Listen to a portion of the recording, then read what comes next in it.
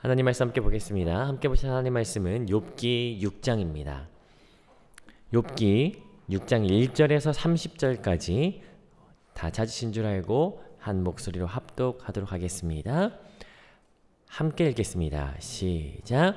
욥이 대답하여 이르되 나의 괴로움을 달아보며 나의 파멸을 저울 위에 모두 놓을 수 있다면 바다의 모래보다도 무거울 것이라. 그러므로 나의 말이 경솔하였구나. 전능자의 화살이 내게 박힘에 나의 영이 그 독을 마셨나니 하나님의 두려움이 나를 엄습하여 치는구나. 들나귀가 풀이 있으면 어찌 울겠으며 소가 꼴이 있으면 어찌 울겠느냐. 싱거운 것이 소금 없이 먹히겠느냐. 닭의 알 흰자위가 맛이 있겠느냐. 내 마음이 이런 것을 만지기도 싫어하나니 꺼리는 음식물같이 여김이니라. 나의 간구를 누가 들을 것이며 나의 소원을 하나님이 허락하시랴. 이는 곧 나를 멸하시기를 기뻐하사 하나님이 그의 손을 들어 나를 끊어버리실 것이라. 그러할지라도 내가 오히려 위로를 받고 그칠 줄 모르는 고통 가운데서도 기뻐하는 것은 내가 거룩하신 이의 말씀을 거역하지 아니하였음이라. 내가 무슨 기력이 있기에 기다리겠느냐. 내 마지막이 어떠하기에 그저 참겠느냐.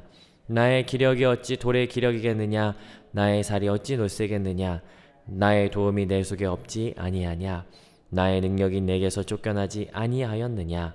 낙심한 자가 비록 젖는 자를 경외하기를 저버릴지라도 그의 친구로부터 동정을 받느니라. 내 형제들은 개울과 같이 변덕스럽고 그들은 개울의 물살을 같이 지나누나. 얼음이 녹으면 물이 검어지며 눈이 그 속에 감추어질지라도 따뜻하면 마르고 더우면 그 자리에서 아주 없어지나니. 대상들은 그들의 길을 벗어나서 삭막한 틀에 들어가 멸망하느니라. 대마의 떼들이 그것을 바라보고 스바의 행인들도 그것을 사모하다가 거기 와서는 바라던 것을 부끄러워하고 낙심하느니라. 이제 너희는 아무것도 아니로구나.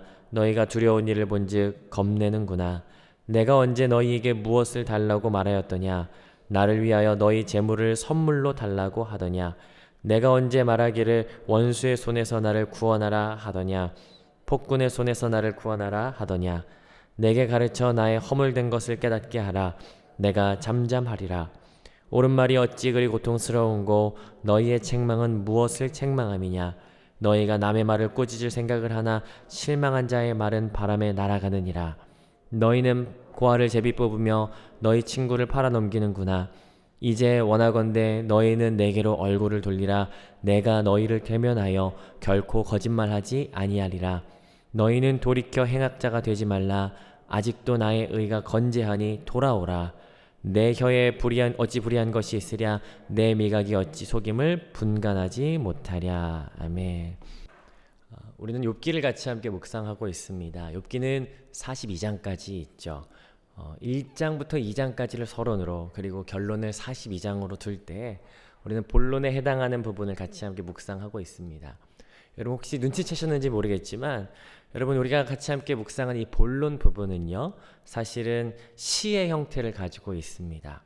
그래서 운율이 있고 그리고 절절한 감정을 전달하기에 적합한 것을 보게 되죠. 특별히 4장부터 27장까지는 세 번에 반복되는 그 세 명의 친구 엘리바스, 빌닷, 소발과 그 욥의 그 대화도 모두 시의 형태를 가지고 있는 것은 굉장히 인상적이지 않을 수가 없습니다. 그 중에 우리는 지난 이틀 동안 친구들 중에 첫 번째 엘리바스의 그 지혜자의 발언을 같이 함께 들었었죠. 여러분 엘리바스가 결국 하고 싶었던 말이 무엇이었습니까? 근거 없는 고난은 없다. 그리고 하나님 앞에서 죄인 아닌 사람은 없기 때문에 욥 네가 당하는 그 고난은 분명히 너의 죄 때문일 것이다. 그러니까 회개해라 라고 이야기했죠. 4장 5장에 걸쳐서 이야기했습니다. 그리고 그 이야기를 다 듣고 나서 욥이 이제 입을 열어 대답하기 시작하는 것이에요. 6장, 7장이 그 내용인데 오늘은 그 중에 6장을 먼저 한번 살펴보도록 하겠습니다. 오늘은 큼직하게 두 단락으로 한번 나눠봤어요. 먼저 첫 번째 부분은 1절부터 13절까지 욥이 하나님을 향해서 이야기하는 내용이 담겨져 있습니다. 그리고 14절부터 30절까지는요. 친구들을 향해서 말하는 내용이 담겨져 있죠. 이 내용을 통해서 욥이 어떠한지 그리고 무엇을 원하고 있는지 함께 살펴보도록 하겠습니다. 먼저 첫 번째 단락은 1절부터 13절까지인데요. 우리 1절, 2절 먼저 읽어보도록 하겠습니다. 1절, 2절 함께 읽습니다. 시작. 욥이 대답하여 이르되 나의 괴로움을 달아보며 나의 파멸을 저울 위에 놓을 수 있다면. 엘리바스의 말에 이어서 욥이 말하기를 시작하죠. 2절에 뭐라고 합니까? 나의 괴로움을 달아본다면, 지금 저울 위에 올려둔다면 하고 이야기하죠. 그렇다면 어떻다는 거예요? 3절에 보니까 바다의 모래보다도 더 무거울 것이다 라고 이야기합니다. 바다의 모래는 성경 가운데 종종 등장하는 은유적 표현이죠. 어떤 가장 큰 숫자, 가장 무거운 무게를 뜻하는 의미로서 쓰입니다. 지난 여름에 저희 청년 중에 한 명이 결혼식이 있어서 저희가 부산에 같이 갔다가 그냥 돌아오기 못해서 해운대를 한번 보고 오자. 그래서 해운대 잠깐 들렸었거든요. 근데 해운대 갔더니 그날 모래축제를 하더라고요. 근데 모래를 여기저기서 끌어와가지고 그 모래를 많이 모아뒀는데 야 저거 모으느라 정말 힘들었겠다 뭐 그런 생각했었습니다. 여러분 해변의 모래, 그 모래를 다 긁어 모은다면 여러분 얼마나 무거울까요? 한번 생각해보지 않으시겠습니까? 욥이 지금 그걸 이야기하는 겁니다. 그 모래 다 긁어 모아도 그 무게보다 내 처한 상황, 내 고난이 훨씬 더 무겁다라고 이야기하는 거예요. 그리고 이어서 이야기하죠. 3절 후반부에 그래서 내가 경솔했다라고 이야기하는 거예요. 지금 엘리바스가 너 너무 화내지 마 라고 이야기하니까 야 내가 내 고난의 무게가 모래보다 더 무거워서 그래서 내가 지금 그랬던 거야. 내 말이 좀 거칠었지 라고 이야기를 하는 거죠. 근데 그 말이 거칠었다라고 이야기하는 거지 사실은 자신의 상황을 부정하는 것이 아닙니다. 지금 상황은 4절 통해서 이야기할 수 있거든요. 4절 같이 한번 읽어보겠습니다. 시작. 전능자의 화살이 내게 박힘에 나의 영이 그 독을 마셨나니 하나님의 두려움이 나를 엄습하여 치는구나. 여러분 이것은 마치 사격 훈련하는데요. 이게 조금 끔찍한 표현입니다. 그러나 그 사격 표적지에 욥을 달아놓고 하나님께서 화살을 쏘셨다라고 이야기하는 거예요. 그런데 하필 그 화살이 독화살이었어요.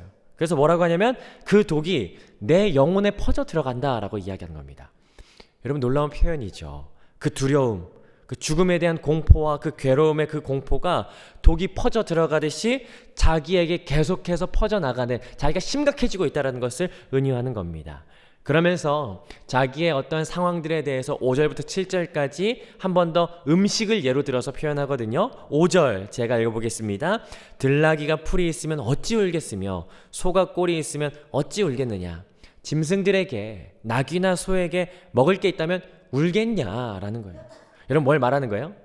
하나님의 긍휼하심이나 하나님의 위로하심이 있다면 내가 지금 이렇게 울겠냐라는 거예요. 6절은 같이 한번 읽어보시죠. 시작. 싱거운 것이 소금 없이 먹히겠느냐. 닭의 알 흰자위가 맛이 있겠느냐.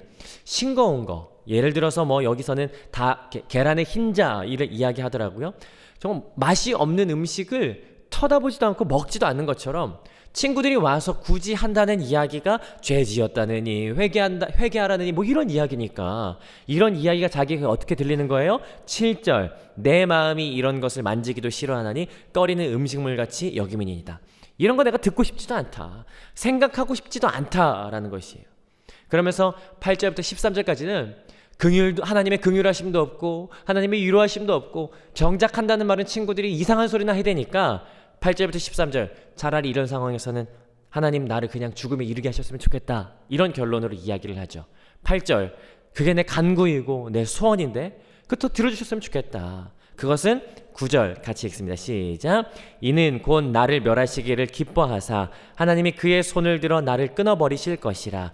여러분 분명히 말씀드리지만 욥이 자살하겠다라고 하는 것이 아니에요.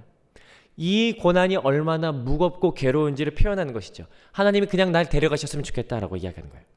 특히나 11절부터 13절까지는 그 고통을 이야기하거든요. 근데 이 문학적인 형태가 5개의 질문 형태와 1개의 진술 형태로 나타나고 있어요. 뭐뭐 하냐, 뭐뭐 할까, 뭐 이런 질문의 형태는요, 사실은 욥이 가지고 있는 그 고난의 깊이와 무게를 잘 표현하는 하나의 어떤 형식이죠. 그리고 그 5가지의 질문 형태 뒤에 진술이 13절 후반부에 나오는데요. 이 진술이 모든 것을 대변합니다. 그래서 우리 13절 후반부 같이 한번 보면요. 나의 능력이 내게서 쫓겨나지 아니하였느냐. 여기 나의 능력이라는 말은 잠언에 등장하는 말입니다. 잠언에서 완전한 지혜, 참 지식이라고 하는 의미로 쓰이는 단어거든요. 내게 이 모든 것을 이겨낼 수 있는 그 참 지혜, 유일한 능력, 그 근원적인 능력이 내게서 사라졌다라는 거예요. 그러니까 내가 이 상황을 견뎌낼 수 있는 소망과 힘이 아무데도 없다라는 것을 이야기하는 것이죠. 이것이 하나님 앞에서 욥이 이야기하는 것이었어요. 자, 이제 두 번째 단락은요. 친구들 앞에서 욥의 말이에요. 친구들을 향해서 이야기할 때에는 가장 먼저 마치 보편적으로 알려진 격언을 하나 이야기하고 나서 이야기하기 시작합니다. 그게 14절이거든요. 14절 우리 같이 한번 읽어보시죠. 시작. 낙심한 자가 비록 전능자를 경외하기를 저버릴지라도 그의 친구로부터 동정을 받느니라. 낙심한 사람이 하나님을 경외하기를 버렸다 할지라도 사실 친구는요, 그가 하나님 경외하든 경외하지 않든 그를 동정하는 것이 옳다라고 하는 어떤 고대에 있었던 격언을 가지고 오는 것이죠. 그런데요, 여기 동정이라고 하는 말은 우리가 이미 잘 알고 있는 히브리어 한 단어를 사용했어요. 어떤 단어냐면요, 헤세드라고 한 단어거든요. 전적으로 온 마음을 다하여 그 사람을 향한 애정, 그것이 바로 헤세드라는 것이죠. 그러니까 사람이 하나님을 경외하는 사람이 아니라 할지라도 그 사람을 향할 친구라면 당연히 온 마음 다해서 그를 보살피는 것이 맞다라는 것이에요. 그런데 친구들은 어땠냐라고 하냐면요, 15절부터 20절까지 이야기하는데 너희는 그렇지 않았다. 15절 너희 마치 개울 같았다라고 하는 것이에요. 여기 개울은 우리가 흔히 알고 있는 여기 창원천 이런 냇가가 아니고요, 당시 이 광야에 있었던 와디라고 하는 지형을 의미합니다. 와디라고 하는 것은 우기에는 물이 흐르지만 그러나 건기가 되면은 계곡이 되어서 그냥 메마른 땅이 되어버리는 것이 와디, 개울이죠. 그것처럼 너희는 변덕스럽다라고 하는 것이에요. 16절 보십시오. 얼음이 녹으면 물이 흐르는데 17절 따뜻하고 더우면 마르고 아예 그냥 아무것도 없다. 흔적도 없다. 그래서 18절에 대상들은 상인들이죠. 특별히 19절에 보니까 아라비아 북쪽에 있는 그 상인들, 대마의 떼라고 이야기하는 것은 굉장히 유명한 상인들의 행렬을 이야기하는데요. 그 상인들이나 그리고 스바의 행인들, 여러분 스바는 여러분 솔로몬에게 찾아왔던 그 여왕의 국가였어요. 지금 말하면 예멘 지역을 이야기하는데요. 그 상인들도 물이 있을까 해서 왔다가 20절 같이 한번 읽겠습니다. 20절 시작. 거기 와서는 바라던 것을 부끄러워하고 낙심하느니라. 왔다가 봤는데 낙심하고 없으니까 때로는 화도 나고 그렇게 된다라고 하는 것이죠. 근데 욥이 이제 이 이야기를 하고 나서 한 발짝 더 떼서 뭐라고 이야기하냐면요, 21절 같이 한번 읽어봅니다. 시작. 이제 너희는 아무것도 아니로구나. 너희가 두려운 이것을 본즉 겁내는구나. 이제 너희는 아무것도 아니구나 라고 하는 이 말은요, 앞서 말했던 문맥과 같이 함께 이어서 너희가 개울처럼 무언가 때문에 낙심하고 화내는데 너희에게는 내가 그런 존재구나. 너희가 나 때문에 낙심하고 화내는구나. 아니 오히려 나 때문에 너희에게 그 화가 미칠까봐 너희 겁내는구나. 안 좋은 일 당한 사람 옆에 가면 왠지 나도 그런 일 당할까봐 흠칫 물러서지 않습니까? 그것처럼 너희가 나를 그렇게 생각하는구나 라고 욥이 이야기하죠. 그러면서 24절이요. 24절 제가 읽습니다. 내게 가르쳐서 나의 허물된 것을 깨닫게 하라. 내가 잠잠하리라. 야, 어디 한번 내 잘못 말해봐라. 니들이 아무리 내 잘못을 이야기한다 해도 난 거기에 대해서 할 말이 없어 라는 거예요. 반대로 얘기하지만 난 잘못이 없다라는 것을 이야기하는 거예요. 그러면서 25절부터 27절까지는 역시 질문의 형태를 가지고 자기의 마음을 잘 표현하고 있어요. 그 세 가지인데요. 25절 첫 번째, 너희가 내 책임을 증명하려고 하는데 참 고통스럽다. 대체 니네 뭐 증명하려고 그러는 거냐. 26절은요. 두 번째, 너희가 내 말에 반박하고 싶어 하지 않냐? 그런데 사실 그 말은 바람에 날려가는 것 같아. 바람에 날려가는 말 같아. 나한테 안 들려 라는 말이죠. 27절은요. 너희들의 태도는 지금 고아들의 제비 뽑는 것과 같아. 성경에 고아, 객, 과부, 나그네는 돌봄의 대상입니다. 그런데 여기 고아를 제비 뽑는다라고 하는 것은요, 돌봐야 될 그 대상을 보호하는 것이 아니라 노예 삼으려고 제비 뽑는 것을 이야기하는 거예요. 그러니까 불합리한, 부정적인, 불법 그런 내용들을 이야기하죠. 그처럼 너희들은 돌봐야 할 위기에 처해 있는 나를 돌보지 않고 오히려 나를 팔아넘기려는 처사와 같다. 이것을 보고 언뜻 알 수 있는 거는 마치 이런 이미지 같아요. 뭐 너희 나를 두고 마치 내기한 것처럼, 내가 죄인이라고 말하면 그 말을 하기만을 기다리는 그 사람들처럼 너희 기다리고 있다, 그런 의미죠. 그래서 친구들에게 이야기합니다. 28절, 너희가 내게로 얼굴을 돌려라. 야, 우리 면대면으로 우리 좀 정직하게 이야기해보자. 너희들 29절입니다. 29절은 시작하는 단어와 마무리하는 단어가 동일해요. 뭐라고 합니까? 돌아와라, 돌아와라. 이건 슈브라고 하는데요, 구약에서 예언서 가운데 많이 쓰이는 단어예요. 회개해라. 너희들 회개해라 라는 거예요. 엘리바스가 욥 너 회개해 라고 했는데, 아니 이건 너희들이 회개해야 될 일이다. 돌아와라 라고 이야기하는 것이. 30절은 같이 한번 읽어보시죠. 시작. 내 혀에 어찌 불의한 것이 있으랴. 내 미각이 어찌 속임을 분간하지 못하랴. 왜 내가 불의한 거 분간 못하겠냐? 왜 내가 내 속에 있는 죄와 의를 구분하지 못하겠냐? 나 아니야 라고 하면서 마무리하죠. 여러분, 오늘 본문을 좀 정리하자면요, 6장은 엘리바스의 긴 발언에 이어서 욥이 말하는 장면이죠. 먼저는 하나님을 향해서 말하기 시작해요. 하나님, 너무 고통스럽습니다. 제 고통이 바다의 모래보다도 더 무거울 정도로 고통스럽습니다. 이제 아무 힘도 없으니 하나님, 저 그냥 데려가 주십시오 라고 이야기해요. 그리고 친구들을 향해서도 이야기하죠. 니네 진짜 친구 맞냐? 너희는 개울처럼 번덕스럽다. 나 잘못한 것이 없거든. 돌아와야 될 건 내가 아니라 너희야. 너희들 돌아와라 라고 이야기하죠. 우리는 오늘 이 본문을 통해서 욥의 괴로움과 그리고 친구들의 매정함을 같이 함께 동시에 보게 됩니다. 그런데 우리가 오늘 이 욥의 이야기를 통해서 좀처럼 이해하기 힘든 욥의 태도가 하나 있어요. 그리고 욥이 친구들을 향해서 원하고 바라는 것이 무엇인지도 나타날 거예요. 먼저는 욥에게서 이해하기 어려운 태도는 본문 10절입니다. 욥이 전능자의 독화살을 맞은 것처럼 괴롭고 아무 소망이 없는 그 괴로운 그 상황인데, 그래서 내 생명 끝나달라고 그렇게 기도하는데, 그 심각한 상황에서 사실은 그 심각한 그 감정선과 잘 맞지 않는 절이 있는데, 그 10절이거든요. 10절은 같이 한번 읽어봤으면 좋겠습니다.